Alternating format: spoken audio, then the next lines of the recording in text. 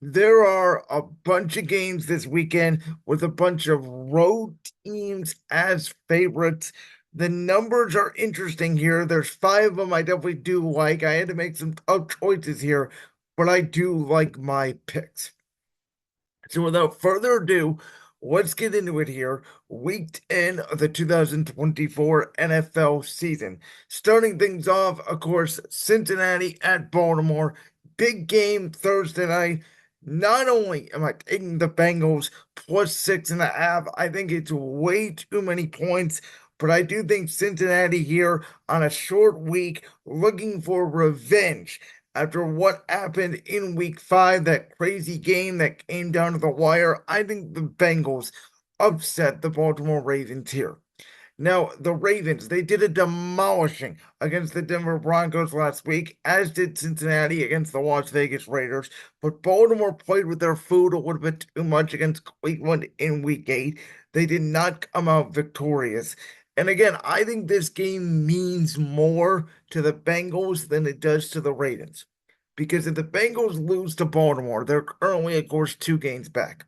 If they lose to Baltimore, they would be 3 games back. They would also be essentially 4 games back because they would lose the head-to-head tiebreaker. 4 games back with 7 or 8 games remaining, depending on bye weeks. Not enough mathematically, in my opinion, for the Bengals to make up and win the AFC North at that point, as opposed to obviously a win, and now you go from 2 games back to essentially a game back, and you split the head-to-head tiebreaker. Lamar Jackson to this point of the season, as I talked about on my debate show with Josh Unger and championship rings on Tuesday, I think is the midway season MVP. I think there's a chance he could win back-to-back MVPs.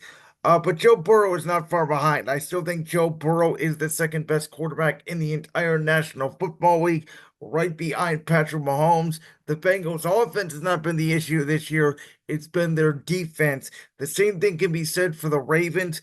I think we might be in for another shootout. You remember last year on a Thursday night is when Joe Burrow's season ended, when Cincinnati was just starting to gain momentum. I think this year's a different story. 6.5 is way too many points here for Baltimore to be favored by. Either way, I'm taking Cincinnati plus 6.5. Giants Panthers, maybe a battle for a top three pick in the draft. I'm not going to spend a lot of time on it. It's in Germany. Not a lot of people are going to watch this game. Daniel Jones plays better away from home than he does at MetLife Stadium. I just cannot pick the Panthers to win back-to-back games. I'll take the Giants in the money line and let's move on. Atlanta at New Orleans is an interesting game because not only that, but I'm going to tie in the next game as well, as of course San Francisco goes to Tampa Bay, and they're coming off a bye. San Fran is favored by 5.5. Again, coming off a bye, and Tampa Bay now on a Monday night, losing both of their wide receivers. Still Mike Evans, no Chris Godwin. That's a tough game for them. I'll take San Francisco. Though again, who knows? Maybe Baker Mayfield now they've watched 3 straight games. Maybe their backs against the wall. Baker plays great against a Niners team who defensively is not great. Though we'll see if they can get Christian McCaffrey back. Um, and so we have that story there. And if San Francisco wins and Atlanta defeats New Orleans, who we all know now, obviously Dennis Allen has been fired. They sold off Marshawn Lattimore to the Washington Commanders, which I thought was a great get for the Commanders. I actually interviewed my Washington Commanders buddy, Austin Arnold, for a show next week that we're going to do where we preview Eagles Commanders. And it was live on the air when it happened, and you'll get to see his energetic reaction to the Commanders acquiring Marshawn Lattimore.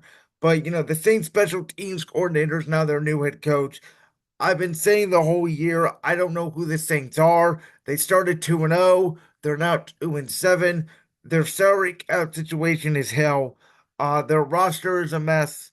But again, interim head coach, you usually get that bump the first couple weeks. Atlanta and New Orleans are arch rivals. Maybe the Saints play their what's off here and give Atlanta a game.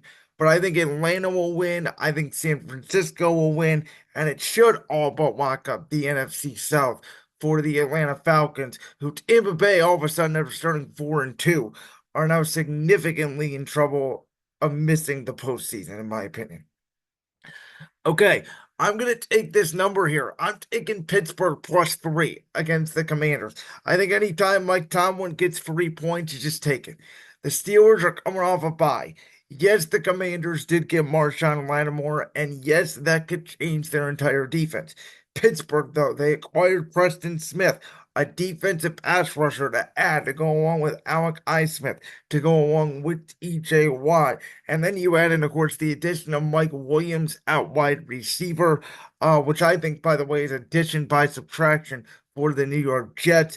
But we know Mike Williams, when he's healthy, he's very talented. He can be, just like George Pickens, essentially.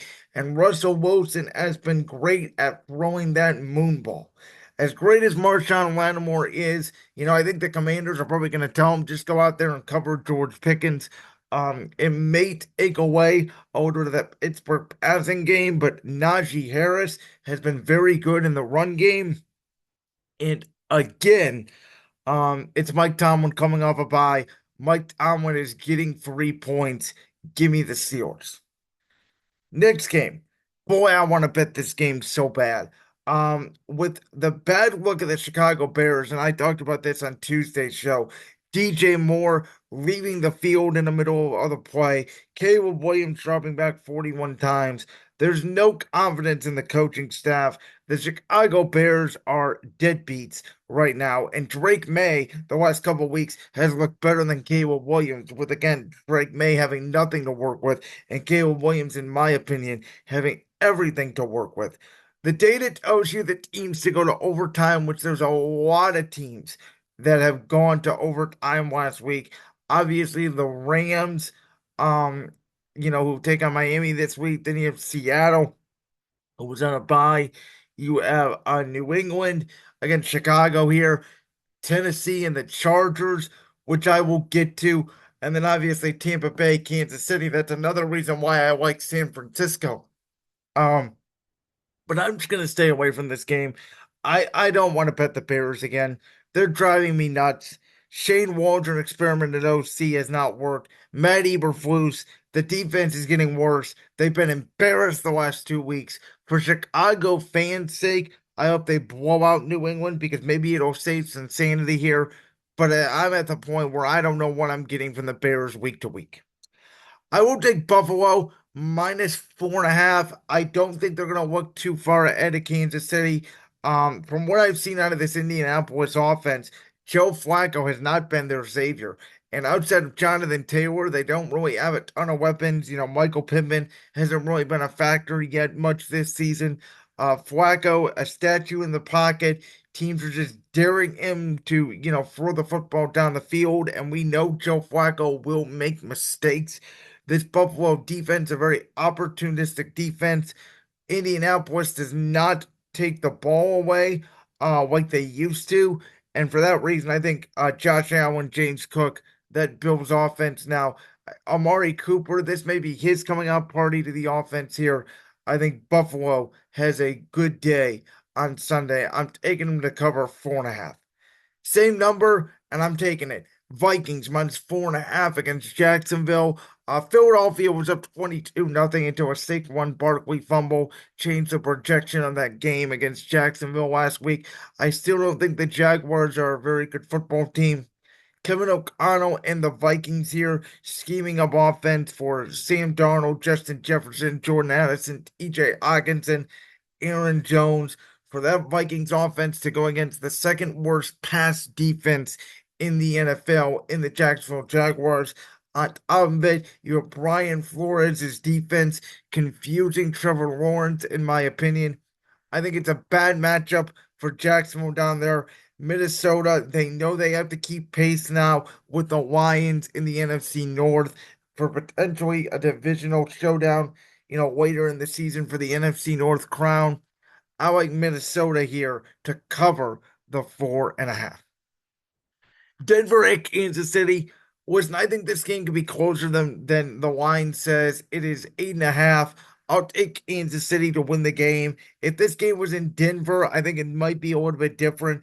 Denver did get embarrassed last week by Baltimore. Usually, teams that get embarrassed, they do bounce back the following week. So my best guess is Denver is going to give Kansas City a game. Who Kansas City, even Monday night, at times looks sloppy. You can make the case that Odd Bowls really gave that game away by not going for two. But the DeAndre Hopkins edition, as I talked about on Tuesday, has been so huge for Kansas City. And even Vance Joseph for Denver, who's got that defense playing well. I don't think it's going to matter much. D-Op, Travis Kelce, Kareem Hunt, Chiefs will win. But again, there's a possibility Denver gets a backdoor cover. This is closer than people think. A rare 1 o'clock game these days for the Kansas City Chiefs at home. I'm taking the Chargers. I'm taking the hook here, 7.5. I talk about the data telling you that teams to go to overtime the next week struggle. Tennessee barely beat New England at home. Now, yes, over the last few weeks, the Chargers have beat up on bad teams, the Saints and the Browns. I get that. But J.K. Dobbins is back. The running game looks really good. Lad McConkey is emerging as a number one wide receiver the way I thought he would. Quentin Johnson is all of a sudden developing. Tennessee does not have a great pass rush.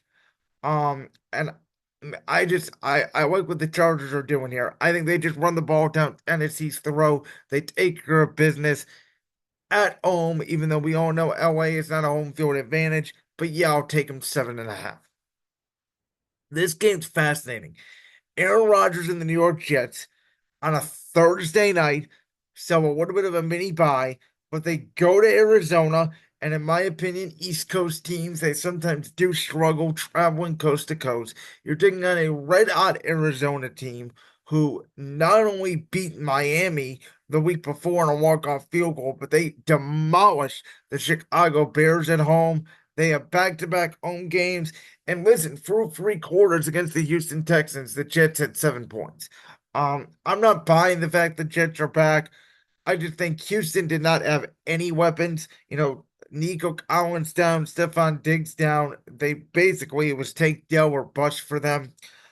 Houston has not looked like the same offense at any point this season, besides outside of Joe Mixon, who also had another good game this past week. I think Arizona, Kyler Murray, as long as he doesn't turn the football over, Marvin Harrison has started to get going here. Sauce Gardner has really struggled at that cornerback situation. And again, Aaron Rodgers just does not look like the same quarterback to me. I think Arizona on a fast track in the dome, down there in the desert, they are a real team that are fighting now for either the NFC West crown or a wild card spot. They're favored by 1.5, which really feels right. That feels like a pick'em game to me. I'll take Arizona.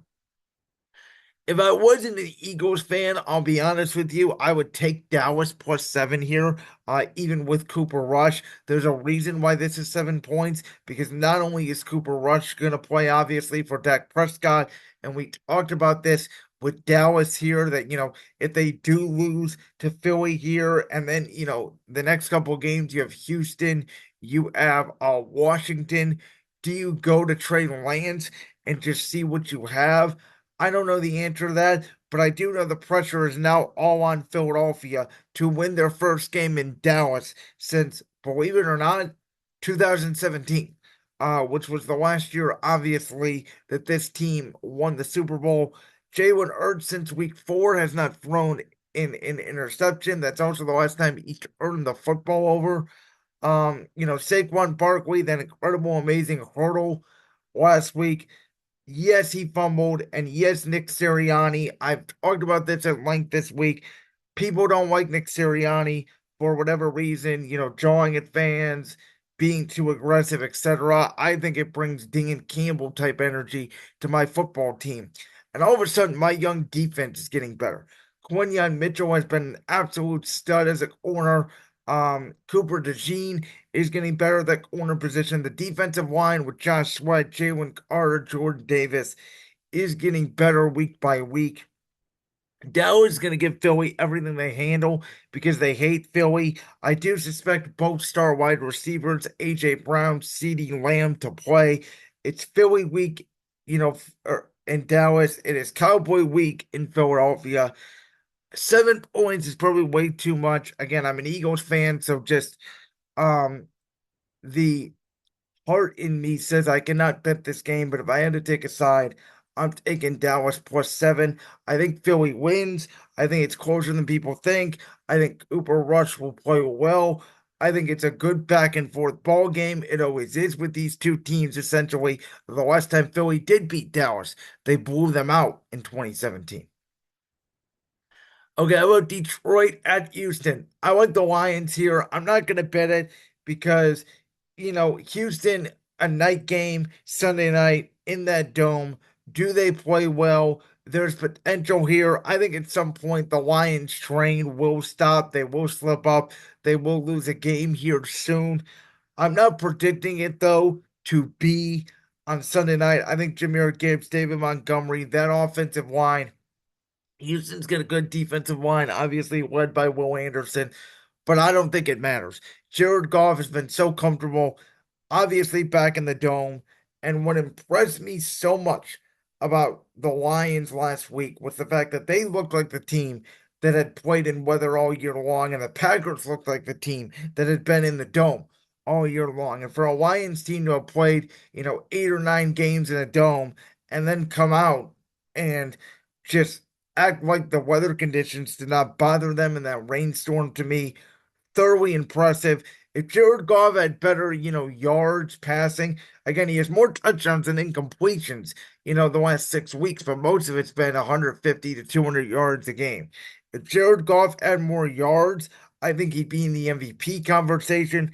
The addition of Zadarius Smith, we're going to get to see up and close and personal as he goes from Cleveland to Detroit, giving them a little bit more boost after the Aiden Hutchinson injury. More pass rush for the Lions. I think obviously he's going to love to play for Dan Campbell. And again, CJ Stroud has not looked like the same quarterback since the injuries to Nico Collins and Stephon Diggs. And quite frankly, this offense has ran through Joe Mixon all year. CJ Stroud has not had a great passing game all year long. I don't think that changes here. Lions win, maybe by a touchdown, maybe by a field goal. Maybe Houston keeps it close. I don't know, but I got the Lions. And then Monday night, I just talked about the fact the Rams went to overtime. Data doesn't love it when teams go to overtime, but they do get an extra day to prep. And the Dolphins, to me, I don't care if they win this game or not. I think their season's over. I just think that they are down too much ground, not only in the division, but in the wild card race. They would have to go on a heater, and they still have to go to Green Bay. For what it's worth, they still have to play the Jets in Cleveland, but both of those games are outdoors. We know how Miami struggles outdoors late in the season.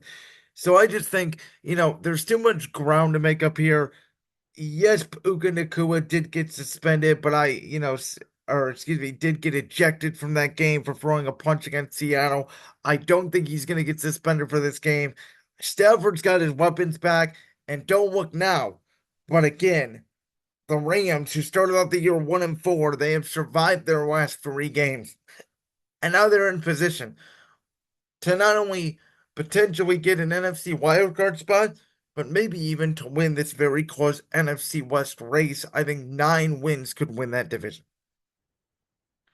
So to recap, I got Cincinnati over Baltimore Thursday night. I have the Giants over Carolina in Germany. I have Atlanta in New Orleans beating the Saints. San Francisco goes on the road and knocks off Tampa. Pittsburgh goes on the road and knocks off Washington. Chicago at home over New England. Buffalo on the road over Indy. Minnesota on the road over Jacksonville. I'll take Kansas City at home against Denver. I'll take the Chargers at home against Tennessee. I'll take Arizona at home against the Jets. I'll take Philly on the road in Dallas, Detroit on the road in Houston, and then the Rams, I think, at home will knock off Miami on Monday night. My 5 best bets for week 10 of the 2024 NFL season are: I like the Bengals +6.5 Thursday night at Baltimore. I like Pittsburgh to cover +3 in Washington against the Commanders. I like Buffalo favored by 4.5 against Indianapolis. I'll take that same number for Minnesota. They're favored by 4.5. I think they go into Jacksonville and get the dub. And finally, I'll take Justin Herbert and the Los Angeles Chargers. The look scares me a little bit, but I just think the run game and the domination of the Chargers, they take out Tennessee favored by 7.5. Like that clip from the Bridgewater podcast? If so, make sure you go down there and hit that subscribe button. While you're down there hitting the subscribe button, make sure to also hit the notification bell so you never miss another upload. And make sure you check out all the other clips from the Bridgewater podcast right here on YouTube.